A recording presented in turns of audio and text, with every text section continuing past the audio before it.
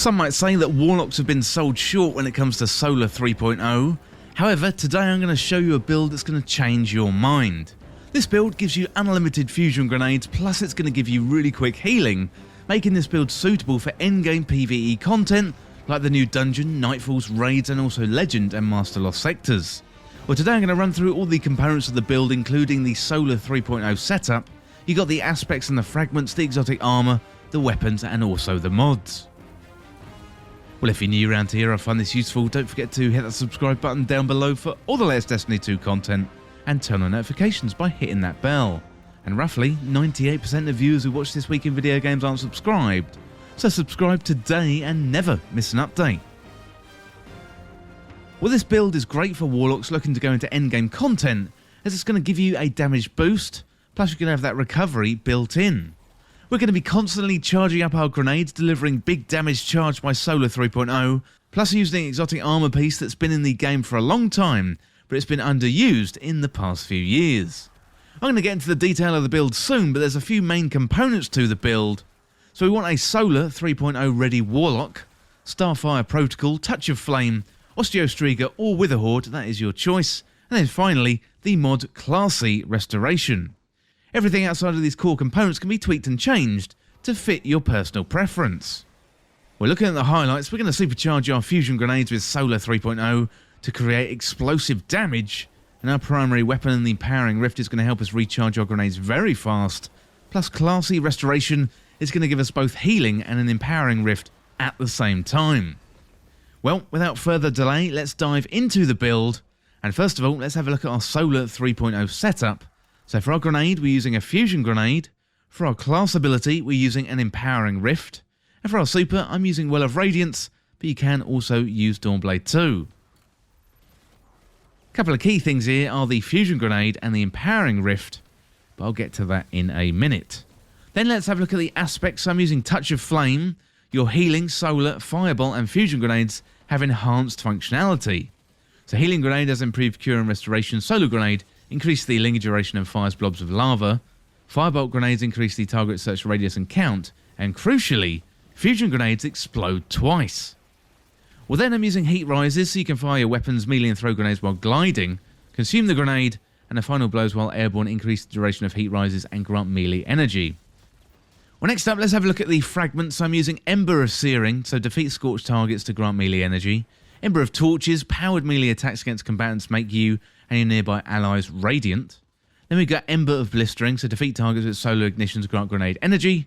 And finally you got Ember of Ashes, so you apply more scorched stacks to targets. Also, there's a couple of things that we're using here. Touch of Flame is the most important aspect, as we want to modify our fusion grenades to explode twice. Be aware that you won't get fusion grenades by default with Solar 3.0. You have to unlock them at Ikora Ray in the tower for a small glimmer fee. Ember of Blistering is another one we're using, where you get your grenade energy for solar ignitions. That's going to help us top up our grenade energy nice and quickly, and given the grenades apply Scorch, 2 fusion explosions are going to give you an Ignite explosion, plus we're going to be building up our Scorch stacks with Ember of Ashes. Heat rises and the other fragments, they're really down to personal preference at the moment. The must-have feature here is Touch of Flame. Well, next up, let's have a look at the exotic armour. Well, I'm using Starfire Protocol, so let's have a look at the perks. So the key perk here is Fusion Harness. So fusion grenades have an additional charge and recharge from empowered weapon damage, and fusion grenade kills grant rift energy. Well, this is going to give us a second grenade charge, but the other key feature here is our Empowering Rift gives us grenade energy back. Also, grenade energy kills provide rift energy, giving us a nice loop of throwing grenades, standing in our rift and then getting both back very, very quickly. Next up, let's have a look at the weapons. So in my kinetic slot, I'm using Osteostriga. We can also use Witherhoard as well, but let's look at Osteostriga first. So this one is an exotic kinetic submachine gun with some very decent perks. So you've got Screaming Swarm, fires a stream of sentient toxic projectiles that track the targeted enemy, and we've got Toxic Overload, so landing a final blow or multiple precision hits targets triggers a burst that poisons nearby targets. So the poison shots that Osteostriga fires out, they're going to cause damage over time. That allows you to supercharge your grenade recharge rate by standing in an Empowering Rift and unloading shots into your enemies. The damage over time feature works great with the burst damage from the weapons, meaning almost instant grenades recharge rates and meaning near infinite grenades when your empowering rift is up. You can also use Wither Horde for a similar effect. The choice really is yours. With my energy slot, I'm using the BXR55 Battler.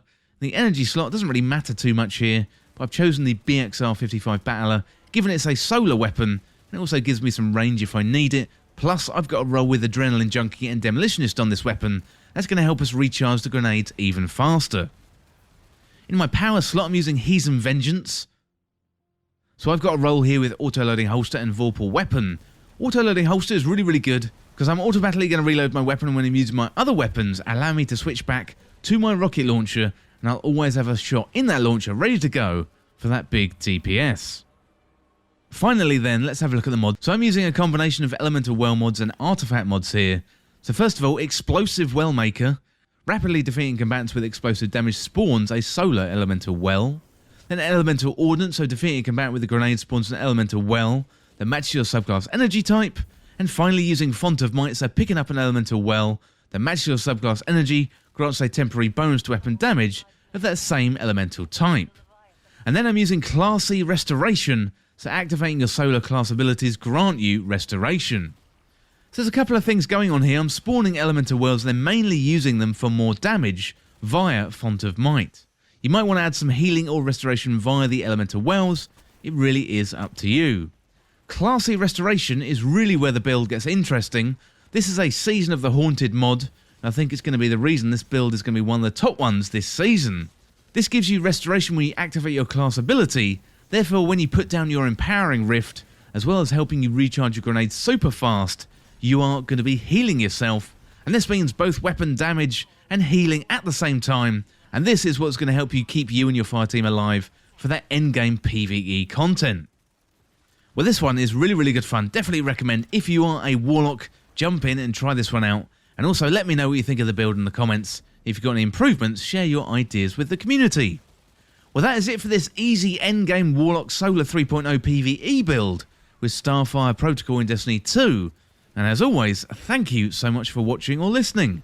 For more Destiny 2 content like this, hit that subscribe button down below and subscribe to This Week in Video Games. Or you can check me out on Twitter at TWIVG Podcast. If you enjoyed this video, found it useful, liking and sharing the video would really help me out. Otherwise, check out the other videos on the channel. Thanks again. I'll see you soon.